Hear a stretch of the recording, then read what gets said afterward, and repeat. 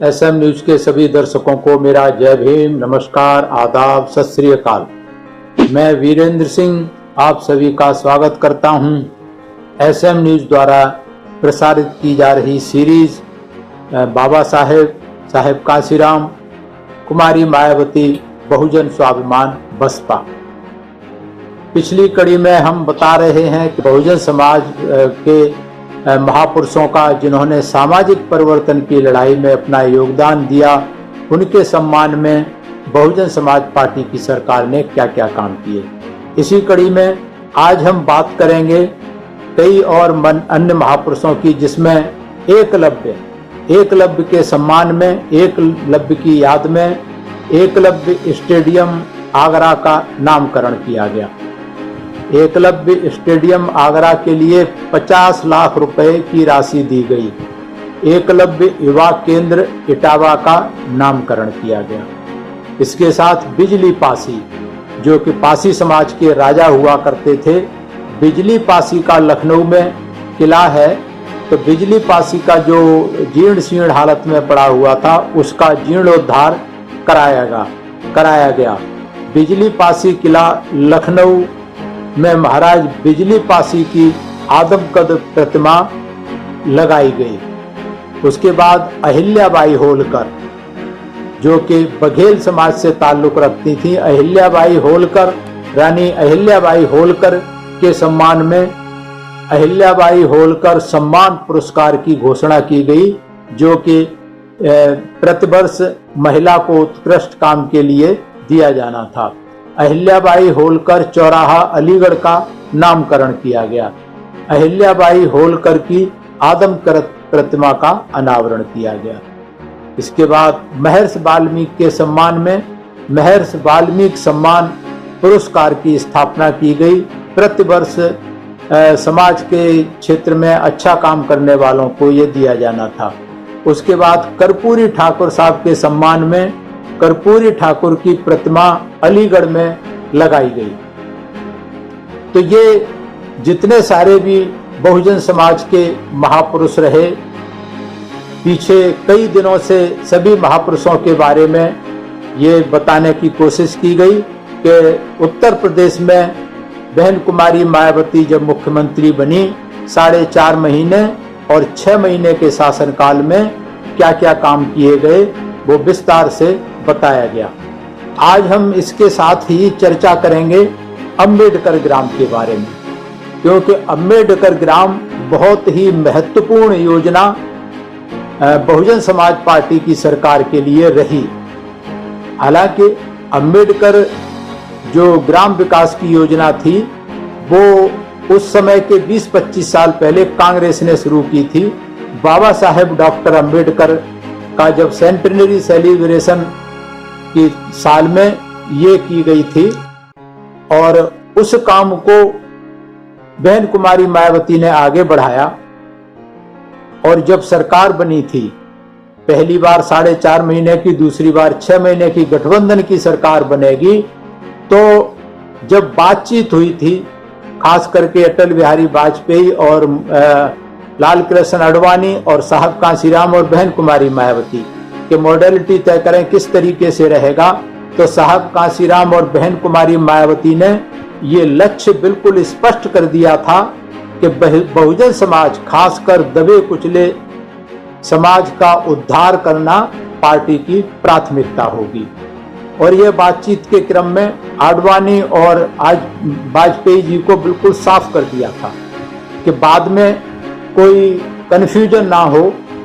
और साहब ने ये भी कहा था, बहन कुमारी मायावती ने, कि जो हमारा शासनकाल रहेगा उसमें प्राथमिकता जो है दलितों के गांव को समुचित विकास करना होगा। तब इस बात पर वाजपेयी जी ने कहा था कि तब ब्राह्मणों के गांव का क्या होगा, तो साहब कांशीराम ने उसका उत्तर दिया था इस सवाल के जवाब में कि वाजपेयी जी, ऐसा है, अभी जब हमारी सरकार है 6 महीने के शासनकाल में हम अनुसूचित जाति के लोगों के गांव का विकास करेंगे, और जब आपका नंबर आएगा तो अपने 6 महीने के शासनकाल में आप ब्राह्मणों के गांवों का विकास कर लेना, कहीं कोई रुकावट नहीं है। इसके बाद कोई सवाल वो नहीं कर पाए, निरुत्तर हो गए। तो जब 1995 में 3 जून को ये सरकार सत्ता संभाली थी बहुजन समाज पार्टी ने, तो जो अनुसूचित जाति के जहां ज्यादा आबादी थी उनको अम्बेडकर ग्राम घोषित किया गया था सबसे पहले, और उनके सम्यक विकास का बीड़ा उठाया गया था। और प्रथम चरण में 12,000 गांवों का चयन किया गया था पूरे उत्तर प्रदेश में। इन गांवों में स्कूल, अस्पताल, बिजली, पानी की व्यवस्था, सुविधाएं, लघु उद्योग, कुटीर उद्योग, पोस्ट ऑफिस, इस तरीके की करीब 11, वैसे तो 37 आइटम थे विकास के, लेकिन 11 आइटम को प्राथमिकता दी गई थी कि वो जरूर जल्दी से जल्दी होने चाहिए।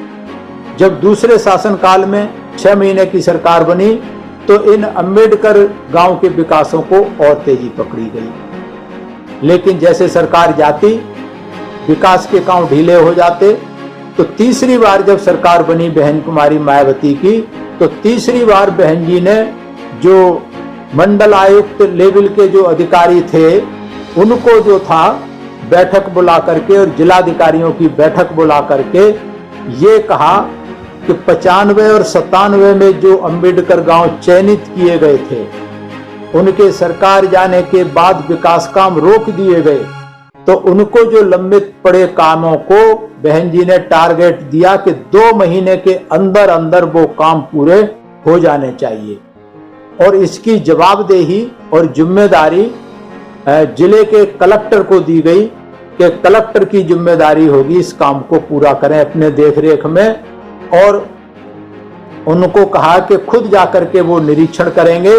और बहन कुमारी मायावती ने ये भी कहा कि हम भी उन गांवों का औचक निरीक्षण करेंगे। तो हालात ये हो गए थे उस समय। मुझे मालूम है कि डीएम और जो अधिकारी रात रात में लालटेन लेकर के वहां खड़े रहते थे। और बहन जी ने औचक निरीक्षण की घोषणा की थी कि जिले में किसी भी जिले में जाकर के वो किसी भी गांव का निरीक्षण करेंगी। अब किस गांव का करेंगी ये बताती नहीं थी, इसलिए डीएम जितने गांव उनके जिले में थे सभी के विकास कार्य 2 महीने के अंदर अंदर कराए। और बहन जी ने वहां जाकर के अचानक निरीक्षण भी किए। कहीं भी किसी गांव में जाकर के पहले नहीं बताती थी, जब जिले में पहुंच जाती थी तब बताती थी उस गांव में चलो। तो इस तरीके से जो काम किए गए ये अम्बेडकर गांव के विकास के लिए बहुत ही महत्वपूर्ण थे। अब जब अम्बेडकर गांव का विकास चल पड़ा तो फिर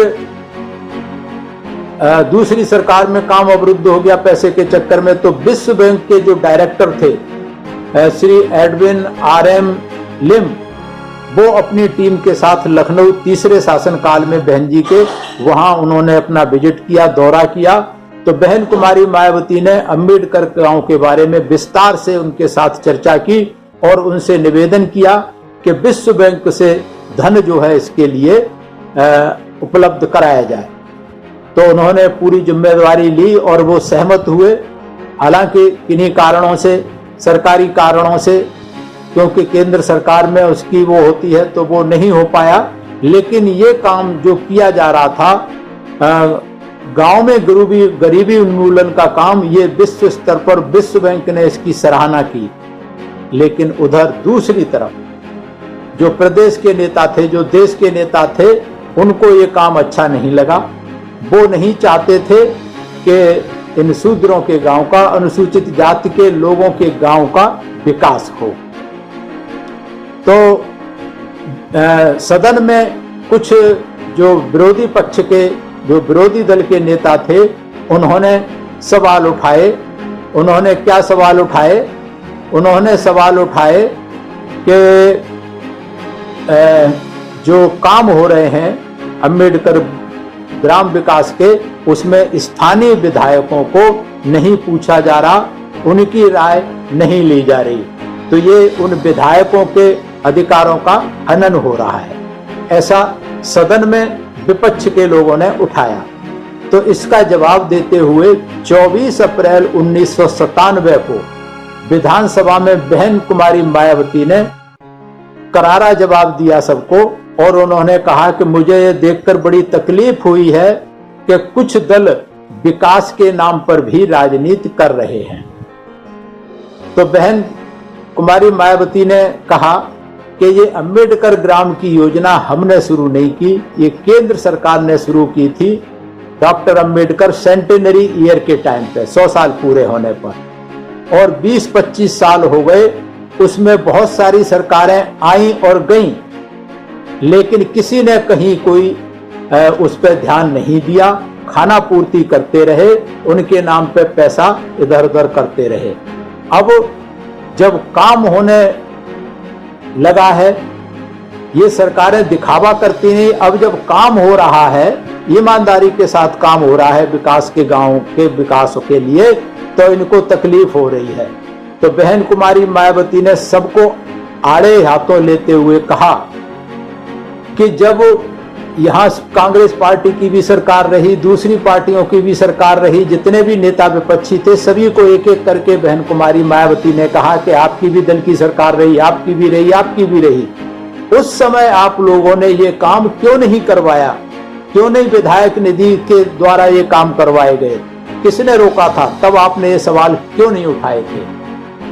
तो ये सारी चीजें जब बहन कुमारी मायावती ने वहां बताई, तो बहन कुमारी मायावती ने यह भी कहा कि मैं आप लोगों की मंशा बहुत अच्छी तरह समझती हूं, क्योंकि आप लोग अधिकारों की बात नहीं है विधायक के, कि आप लोग जो अंबेडकर योजना का काम जो सरकार ने बनाया है, उसमें आप इसके नाम पर रोड़ा अटकाना चाहते हैं, उसे खत्म करना चाहते हैं। लेकिन बहन जी ने जोर दे करके कहा विधानसभा में कि बहुजन समाज पार्टी की सरकार आपकी इस इच्छा को पूरा नहीं होने देगी। तो बहुत हंगामा हुआ सदन में, और ये भी साथ में उनको आश्वासन दिया कि मैं अभी इस वक्त कुछ नहीं कह सकती, इस पर कोई फैसला नहीं ले सकती, लेकिन इसके लिए ऑल पार्टी मीटिंग बुलाई जाएगी, उसमें जैसी भी सहमति होगी आगे वैसा किया जाएगा। तो इस तरीके से बहन कुमारी मायावती ने स्पष्ट शब्दों में कहा कि सभी कान खोल करके सुन लें कि जो विकास के कार्य हो रहे हैं, चाहे अंबेडकर योजना के नाम पे, चाहे अन्य योजनाओं पे, जिसने भी रोकने की कोशिश करेगा उसे ठीक नहीं रहेगा, और ये काम तो होने हैं, इस पे कोई राजनीति किसी को नहीं करने दी जाएगी। तो इस तरीके से बहन कुमारी मायावती ने जो सरकार चलाई, पूरे अपने क्या कहना चाहिए मजबूती के साथ, अपने इरादों पे, अपने एजेंडा के हिसाब से सरकार चलाई, भले बीजेपी का समर्थन था। तो ऐसी बहन कुमारी मायावती जिन्होंने बीजेपी के नेताओं को भी हावी नहीं होने दिया, और जब उनका कार्यकाल पूरा हो गया, पिछली सरकार में तो 4.5 महीने में अपने आप ही ठोकर मार दी थी मुख्यमंत्री की कुर्सी को। वो चाहती तो आराम से चला सकती थी, दूसरी बार भी 6 महीने बाद छोड़ दी, तीसरी बार भी 1.5 महीने के बाद अपने आप लात मार दी। तो ऐसी बहन कुमारी मायावती के नेतृत्व पे मैं नौजवानों से प्रदेश के ये निवेदन करता हूं कि बहन कुमारी मायावती जी के कार्य करने की शैली को समझें, उनके मिशन पर चलने की भावना को समझें। किंतु परंतु आज जो लोग कर रहे हैं, ये छुटभइये बहुत सारे दलाल नेता पैदा किए जा रहे हैं, छोटी छोटी पार्टियां बना करके बहुजन समाज पार्टी के बढ़ते हुए कारवां को रोकने के लिए, और वो लोग नौजवानों को गुमराह कर रहे हैं, उत्तेजित करके, भड़का करके जेल में अंदर ठूंस रहे हैं, संगीन धाराओं में मुकदमे लिखे जा रहे हैं। तो नौजवानों को सावधान रहना चाहिए, सोचना चाहिए, चिंतन मनन करना चाहिए, और जोश में होश नहीं खोना चाहिए, जिसको साहब काशीराम बार बार कहा करते थे। और उन्होंने जोश में होश न खोया, न अपने वर्करों को खोने दिया। यही कारण है बहुजन समाज पार्टी के लंबे इतिहास में, संघर्ष में कभी कोई हताहत नहीं हुआ, कभी किसी के जान माल का नुकसान नहीं हुआ, जो कि विरोधी पार्टियों को ये मंजूर नहीं है तो वो चाहते हैं कि जो बहुजन समाज का नौजवान है वो किसी तरीके से गुमराह हो। तो ये नौजवानों से मेरा निवेदन है कि समय की नजाकत को समझें और जो छुटभइये नेता पैदा किए जा रहे हैं उनकी भी मंशा को समझें कि इनके पीछे कौन ताकतें हैं और क्यों कर रही हैं। इसलिए नौजवानों से मेरा नेतृत्व है। बहन कुमारी मायावती, जिनको आयरन लेडी कहा जाता है, जिनको शेरनी कहा जाता है, और उन्होंने आयरन लेडी जैसे काम किए हैं, शेरनी जैसे काम किए हैं जब जब उत्तर प्रदेश में सरकार में मौका मिला है। इसलिए किंतु परंतु ना करते हुए जो कारवां चल रहा है उसमें सहयोग दें। सभी को मेरा धन्यवाद, सभी को मेरा आभार। SM न्यूज को मेरा धन्यवाद जो ये सीरीज के द्वारा बहुजन समाज पार्टी और बहन कुमारी मायावती के संघर्ष को जन जन तक पहुंचाने का काम कर रहे हैं। सभी दर्शकों को मेरा बहुत बहुत आभार, सभी को मेरा प्रणाम। अगर आपने अभी तक हमारा चैनल सब्सक्राइब नहीं किया है तो सब्सक्राइब करें और घंटी का बटन बिल्कुल भी दबाना ना भूलें ताकि सभी लेटेस्ट खबरें पहुंच सकें आप पे सबसे पहले।